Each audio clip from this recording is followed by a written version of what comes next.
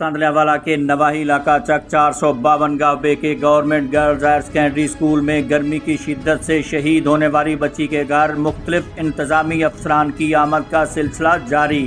Assistant commissioner Tandlianwala Noman Ali Dogar, chief executive officer education Faisalabad Ali Ahmed Sian, deputy district education officer Tandlianwala Tanvirul Hassan, deputy district education officer खवातीन madam Shagufta Naz और APCA general secretary Rana Noman Akram गर्मी की शिद्दत से शहीद होने वाली बच्ची के घर आमद।